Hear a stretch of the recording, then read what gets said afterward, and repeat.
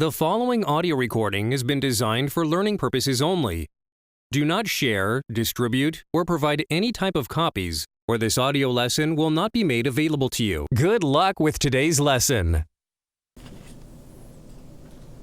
First of all, does everyone know who James Earl Jones is? What roles he's played in movies? In case you're thinking, he sounds a booming voice.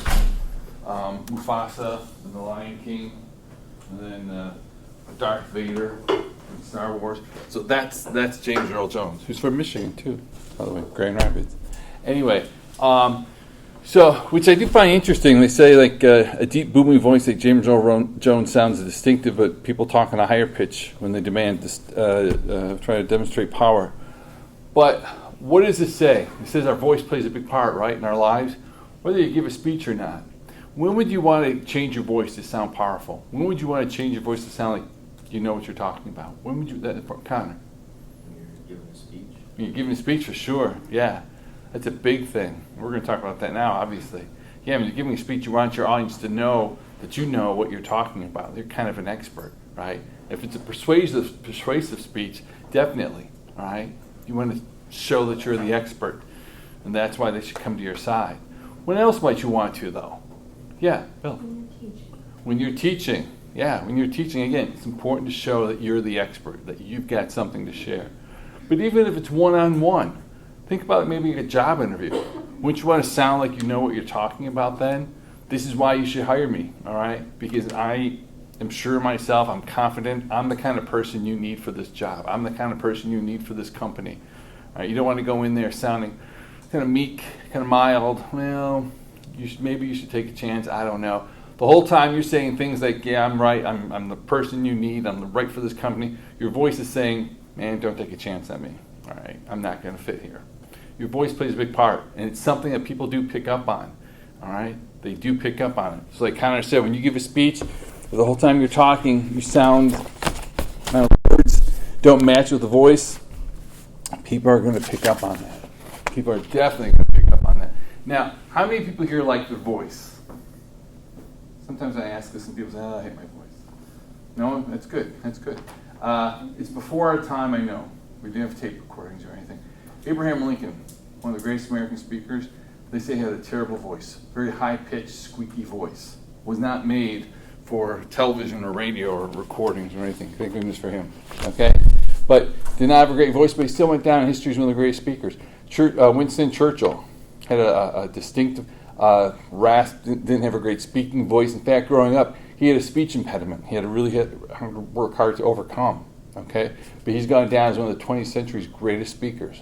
All right, so even if you're not happy with your voice, even if you don't think you have a really distinctive, powerful voice, don't worry about it. Okay, you can work on that. All right. So we're going to talk about a few points on how to use your voice, and it doesn't take a lot. In fact, here's the thing. I'm not sure if this text, I don't think it talks about, but it's kind of a quandary you're in when you give a speech. All right? And I'll mention this when we're talking about. You're supposed to be giving a speech like you're talking to friends. You're supposed to be natural. The whole thing, when time you're up here, you're supposed to be kind of natural, having a conversation with your best buds and everything that it's normal. But you're standing up here, which makes it tough. But the whole time you're also supposed to be a little more formal. Okay, so it's kind of a quandary there, okay? But you are supposed to be natural, so when you're talking, and a lot of times for people, that just comes natural, and that's good. Some of you are maybe put down you're natural up there. That's good. So we're going to talk about some aspects, and then we're going to look at a couple of videos to show you some good examples. All right, and some bad examples. First thing we'll talk about, everyone's pretty familiar with, volume. The volume, how hard, how loud you should talk. Now, I want to make a distinction here. Volume. There's a difference between shouting and projecting. Okay? Let me make a point. Projecting. Now, shouting is when your friend is halfway down the block and you want to get his or her attention. You shout to that person. Okay? And you don't care who hears you. You just shout. You just want to be loud. Projecting from the diaphragm, you just project loud enough so people can hear you. It's not shouting. How many people here have ever been to a play, whether from high school level to Broadway? Okay, most of you have been to a play. Now, if you've gone to a play, you know that it wouldn't be fair for the people in the back row to not hear what's being said on stage, right? That wouldn't be right. I mean, they paid their money, they got their tickets, they should hear what's going on too. So imagine what would happen in the middle of a performance if those people in the back row started shouting, "We can't hear you, we can't hear," right? That would be embarrassing for everyone. They got to hear. So those people on the stage have got to project. They aren't shouting, all right? They're not shouting the lines, they're projecting. They're just speaking loud enough so people can hear them, all right?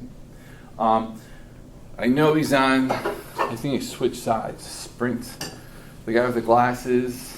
Yeah, he used to do ads. I don't know if you guys remember, Can You Hear Me Now? Do you remember those ads? He used to be in Verizon, I think it was.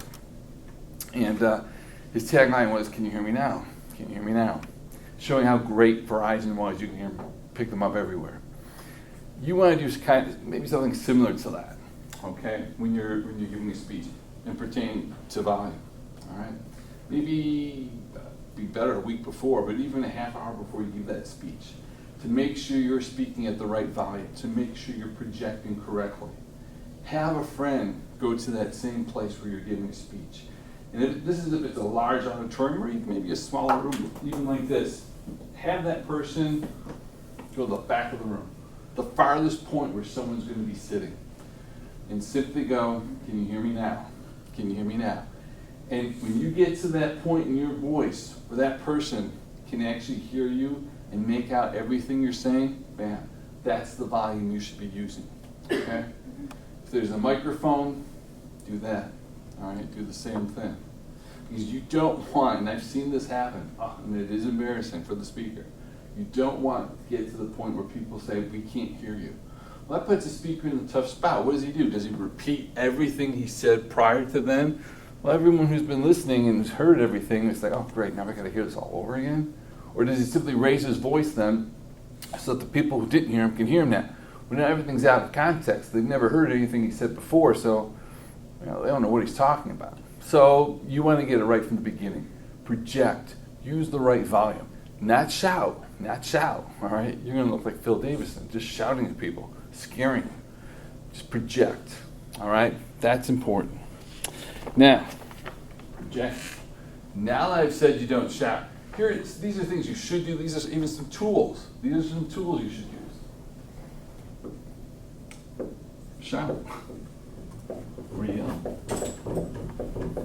All right. When would you shout and yell?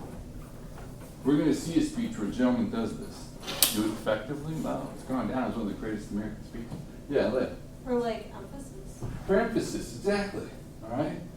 You know, using, "Okay, Houston, pay attention now." We kind of moved, all right. I get some effect out of them, okay? Usually you wouldn't pick on one person if you're giving a speech, all right? That would really freak that person out. But if you're giving a speech, and like I said, if you want to get people's attention, yeah, you're going to shout, right? Again, you can't do that throughout the entire speech, or someone's going to call a cop, or someone's going to do something. You're definitely going to scare the audience. So you can't do that a lot. You just do it for a sentence or two, a phrase or two. Why? Again, for emphasis. You're saying, don't forget, this is an important part, okay? I want you to remember. Really strong emphasis. So yeah, most of the time, you're just projecting loud enough so everyone can hear. But there might be some time, and when you watch your political speeches for your political speech critique, you're going to be looking for that. Some of you are going to be watching a speech where that person does shout. There's some politicians who do that still. It's not done that often, but when they want to project something, when they want to show, maybe like to really rile up that audience, get them excited. All right, come on, you know. When they feel it in the audience, there's electricity rather in the air, they want to shout, all right? So they might do that. Having said that,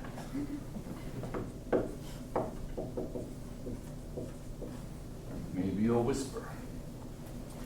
Now, I don't mean that's whispering if someone's right next to you, okay? I mean whispering so that it's a marked difference from what you were talking before, okay? You were talking at this volume before, and then you lower your voice like this so people can still hear you. But, wow, He's whispering. He's talking much slower than before. We can still hear him, but it's very different. There used to be a commercial. What was it? What was the company called?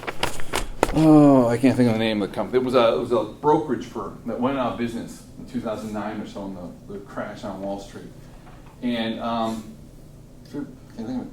But it was a brokerage firm, and they used to always say when something speaks, talks, people listen. All right. And there was an ad I remember in particular. This one ad, and it was set at a football game, and you didn't even see the football players. You didn't see the field. You didn't see it just showed the stands. And in the background, you could hear the cheerleaders cheering. You could hear the grunting and groaning of the players. You could hear the band playing. But you could see all the fans talking to each other. And you heard all the people talking. All right? And it was pretty loud. Then all of a sudden, one guy turned to the other and said, well, my broker is, whoever they are. And they say, then all of a sudden, stone silence. Because the guy just said it quietly to the guy next to him. Stone silence, nothing. And everybody's going like this. And they said, when so-and-so speaks, people listen. It's the same thing. It's the same thing if you're whispering, if you lower your voice when you're giving a speech. Same thing with shouting, okay? It's a different tone, all right? If you're whispering, if you're giving a speech and you're talking at a regular voice like this, suddenly you lower it. Wow, why did you do that? That's weird. How many of you have ever read a story to a little kid, 4 or 5-year-old? You change your voice a lot, don't you? I mean, they're a tough audience. 4 or 5-year-old, 3-year-olds.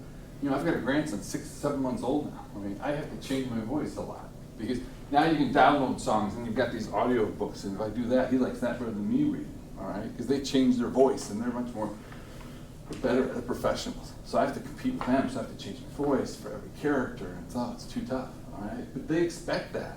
They expect that. So is your audience, all right? If you're up here talking in a monotone voice all the time, you know, they might as well listen to a robot. They don't want that. So, but these you're going to do. Same thing like for shouting. When you whisper, when you want to get your audience's attention. It's a great tool to use. All right? We're not going to have any examples today. But look for them. Look for them. All right? Should I use this one? Yeah, we'll do. Rate of speaking. Rate of speaking. What is this? Is probably the toughest thing for some people. Rate of speaking. Okay? How fast you talk. And it's one of those things on your thing that you're graded on. Rate of speaking. Or pace. How fast you talk. Okay? Let's face it. You know, if I want someone to remember something, you know, if there's something really important what I want them to know, do I talk really fast as I can so they can understand everything I'm saying? Of course not. If you want people to remember what you're saying, you don't talk fast, right? Because the faster you talk, it's less likely they're going to remember what you're saying. Think about when you're talking to family members or friends. If you talk real fast, it's like you're excited. Whoa, slow down. I can't make out anything you're saying. I'm not going to say anyone here talks that fast, but it's the same thing. If you're up here giving a speech, and it's probably because you're nervous, all right, you're going to talk fast, and your audience won't pick up on it. Problem with that is, maybe they're taking notes, and they can't keep up as fast as you're talking. So you got to slow it down. You have to slow it down. Because, yeah, we are paying attention, all right? So what can you do? What can you do? First of all, you probably aren't talking as fast as you think you are. But if you keep getting speeches back saying, slow down, and you're consistently way over, for a 5-minute speech, you're at like, you know, well, no, if you're for a 5-minute speech, you're like 2 minutes or 3 minutes or something like that. A couple things you can do. First and foremost, I hate to say the P word, practice. Just practice. But I know that you might get it, you know, at home, you time it 5 minutes every time you come here for a 5-minute speech, 3 minutes. What's going on? Well, you're nervous probably. Practice does help. What else can you do? Maybe get a book. Get a book and practice reading that. Bless you. Practice reading that out loud. So don't just practice your speech. Practice reading a book or something out loud. Half hour or so a day before the big speech, maybe a couple weeks. Practice reading that, maybe even slower than usual. Okay? That will help. The third thing sounds a little creepy, but students have said it actually works. You develop your speech voice, all right? where you sound a little slower, okay? I used to say for like a 45 record, you play a 33, but nobody knows what records are anymore. But you play talk a lot slower. Now, not a lot slower, but you just talk slightly slower than you usually do. Slow enough so maybe the people who know you best might say, wow, are you on medication? Okay, because you're talking slower than usual. But here's the thing, your audience doesn't know you, so they probably won't notice, all right? And you don't talk like that all the time, okay? But for you to develop this speaking voice so that you slow down when you're giving the speech. So when you come up here to talk to everyone, I'm going to use my speech voice. And you talk a little slower than usual, all right? It's a little tough, but you practice, you get that. If even that doesn't work, the only thing I would suggest then, for a 5-minute speech, have 7 minutes worth of material. Because you know you're going to burn through it fast. And 7 minutes is going to last you 5 minutes. Okay? So when you practice at home, done in 7 minutes, I know I'm going to get done 5 minutes here. That's the only other thing I would suggest. But rate of speaking is important, right? It really is. For those who go over all the time, again, practicing. Develop a rate of speaking where you go a little faster, okay? Or just cut it down. But that's important. That is important, all right? What else is important? Articulation. Can we tell me what articulation is? Yeah. Making sure every letter's clear. Yeah, exactly. Enunciation, how you pronounce each letter. Every letter is pronounced correctly. This is what I was referring to earlier when I'm saying, here's the thing. You're supposed to be up here and it's supposed to be like you're talking to friends, okay? Problem is, when we talk with friends, we get lazy, right? We get lazy.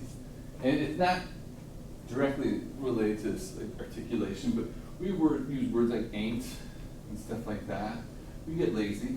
You want to lose credibility with people, give a speech and say words like ain't. I ain't going there. You go, people aren't, especially if it's a big speech, an important speech to clients, boom, you're out. Your proposal's out, right? So that's one thing. Watch the words used. But articulation, so important. Know how you're going to pronounce words. I remember when I had to take Italian back in college days, my college days. I had a professor who told us that there were a group of Italian students living in Detroit, learning the language. And he asked them, how's it going? Are you picking up the language? And they said, yeah, pretty good. But there are a few phrases that are really screwing us up. And he said, like what? And they said a few, and they said, the toughest is the word jaw. He said, jaw. Because there's no such word as jaw. And they said, are you kidding me? That's the most used word in the English language. Did you go to the store? Did you eat? Yeah. Did you go to the movie? Did you go here? Did you go there? Jaw, jaw, jaw, jaw. We're lazy, right? Instead of saying, did you, we say jaw. Did you do this? Did you do that? Jaw, jaw, jaw. Don't say jaw when you're up here, all right? That's one example. But it becomes part of our lexicon, it becomes part of our language, all right? We get lazy like that. Don't be lazy. Don't be lazy. And yeah, second part, know how you're going to pronounce things. Now, I've told students, if you have a hard time pronouncing a word, if you've got if there's a great 4 or 5 syllable word that you want to use in your speech, but man, if you can't pronounce it, don't use it, all right? If there's a word you can't pronounce, don't use it. Find another word that means the same thing.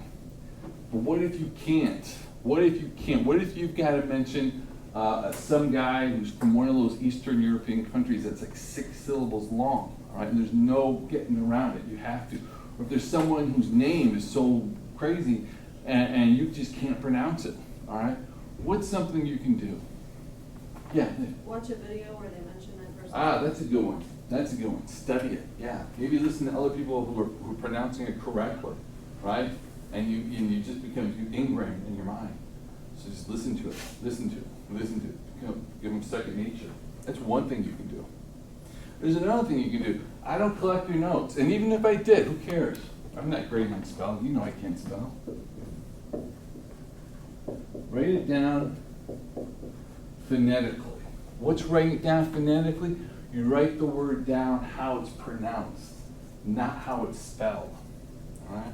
So when you get to that word, that name on your notes, It's written down how it's pronounced, not how it's spelled. It's not spelled correctly. It's spelled out how you would say it, not how you spell it. So, okay, and you just pronounce it that way. Again, no one's going to collect your notes, and if they are, who cares? You're not getting graded on your spelling, all right? So you get that person's name, that helps. And that's a big deal. I had a guy in this class once who had been married for several years. He was a Polish guy with a long Polish last name. And he said that when he got married, they had their reception videotape. And the DJ mispronounced his last name like 5 different ways, 5 different times. And whenever his wife watched that videotape, she just got all upset, almost cried every time because it was like the guy just destroyed their name every time. It really was rough on her. Okay? So, phonetically, especially, we'll talk about when we talked about these speeches. If you're presenting an award to someone, his entire family's there, and you butcher that person's name, not good. Okay? So, articulate. Nothing makes you look, worse. Nothing makes you look less intelligent, less credible, than if you keep mispronouncing words. And here's the thing, too. This text still has it, too. Every text does of this edition of this book does. We all have some words that we have a hard time pronouncing, whether they're PH words or GH words or whatever, some word combination. We all have some words that we have a hard time pronouncing. So if you can't avoid them, practice. Practice. Watch other people saying them. Practice. Okay? Let's see. Okay.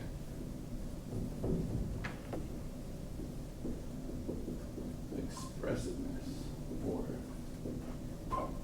pitch. All right. Let me know what that means. This is probably your number one tool you are going to use. And I'm going to be marking this on your paper. Say use, I'll probably say pitch. All right. You even know what this means? No? Okay. It's how you emphasize certain words or certain sentences when you talk. You do this every time. I'm doing it now. You use this every time you have a conversation. Because if you didn't, every time you talk to someone, you would sound like you were reading directions to an IKEA furniture, okay? It would sound like totally monotone. I would sound like this. I would never change the expressiveness or pitch or tone of my voice.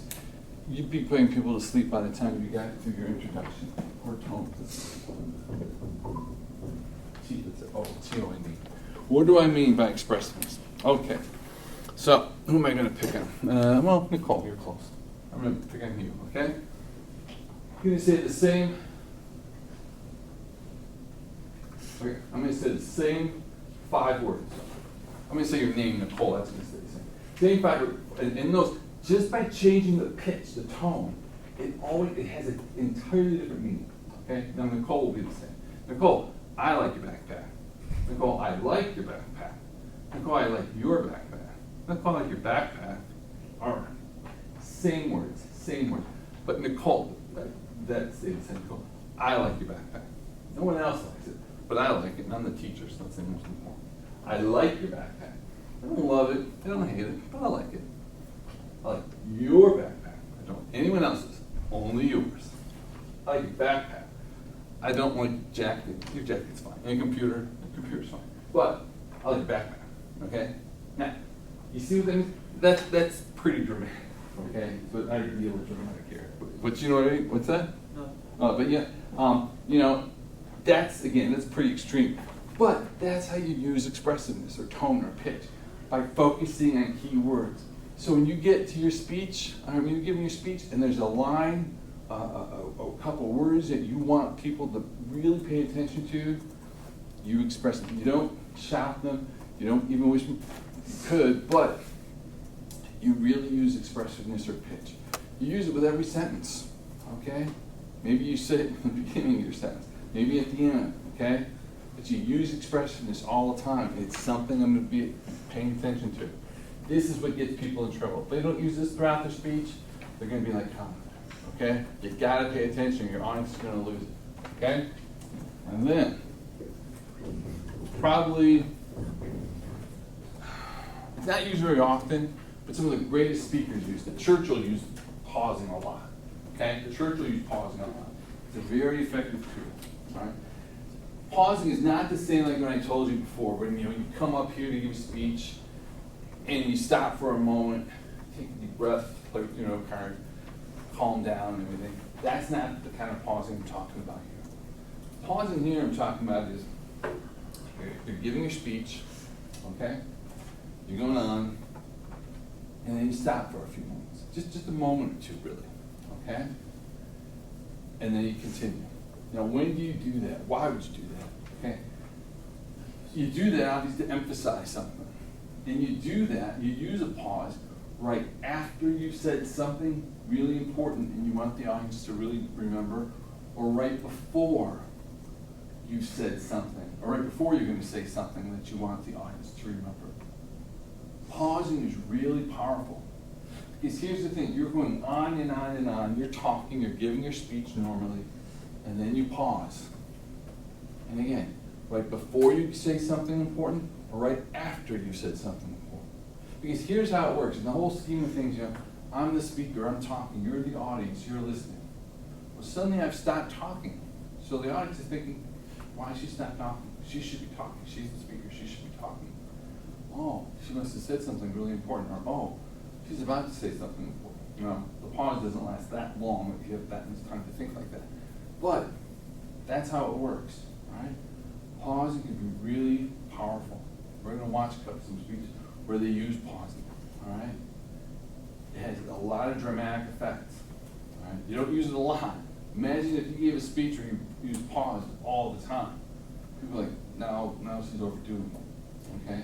But pausing can be powerful. Consider. Let's see. Okay. Let's look at some examples. Some of these are pretty dramatic.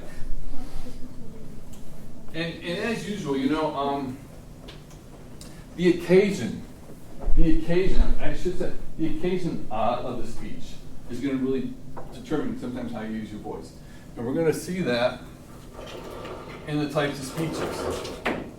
In fact, let's look at the first one. Now, I picked these speeches too because of